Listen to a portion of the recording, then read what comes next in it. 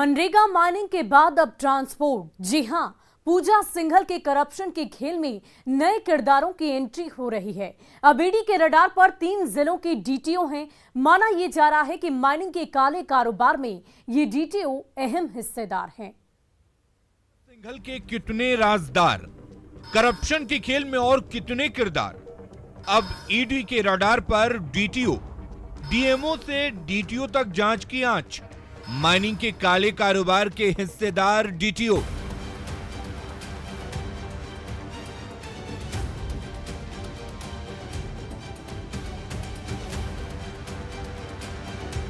खनन घोटाले में ईडी जांच का दायरा बढ़ता जा रहा है।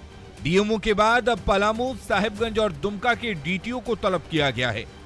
दरअसल डीएमओ से पूछताछ के दौरान ईडी ने कई सवाल उठाए थे। पूछताछ में उन वाहनों की तस्वीरों को भी साझा किया गया था जिसका इस्तेमाल अवैध खनन में होता था, लेकिन डीएमओ ने इन सवालों पर चुप्पी साध ली, जिसके बाद अब ईडी ने 3 जिलों के डीटीओ को तलब किया है। आईएएस पूजा सिंघल केस में कई डीटीओ की भूमिका संदिग्ध है। बताया जा रहा है कि माइनिंग के काले कारोबार में इन डीटीओ ने अहम भूमिका निभाई है।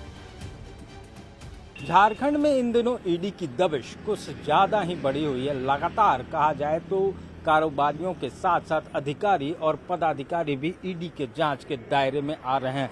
सीधे तौर पर उनसे पूछताछ भी की जा रही है। आपको बताना चाहेंगे कि 3-4 डीएमओ से पूछताछ के बाद अब 3 जिलों के डीटीओ को भी सम्मन भेजा गया है जिनसे पूछताछ की जानी है। आपको बताना चाहेंगे कि डीएमओ से हुई पूछताछ में कई तस्वीरों को भी उनके समक्ष रखा गया था और पूछा गया था कि ये जो वाहन है, खासकर माइनिंग में जो वाहन इस्तेमाल होते हैं वो वाहन किनके हैं, और इन तस्वीरों को साझा किया गया। लेकिन डीएमओ की तरफ से उसका जवाब न मिल पाने के कारण अब डीटीओ को भी इस पूरे मामले में तलब किया गया है।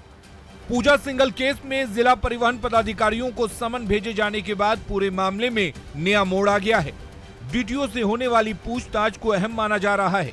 पूछताछ के बाद इस घोटाले में नए किरदारों की एंट्री हो सकती है। पूजा सिंघल की गिरफ्तारी और रिमांड पर पूछताछ के बाद कई ऐसे राज बेपर्दा हुए हैं जिसमें कई अधिकारी और बड़े नाम ईडी के रडार पर हैं। साहिबगंज, दुमका, पाकुड़ और रांची के डीएमओ से पूछताछ के बाद भी विशाल चौधरी, निशित केसरी और प्रेम प्रकाश के ठिकानों पर छापेमारी की गई। सारे छापेमारियों का कनेक्शन भ्रष्टाचार और काली कमाई से है।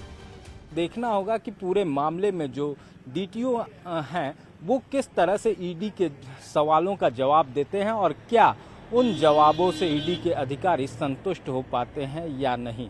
कैमरामैन अमित के साथ ओम प्रकाश।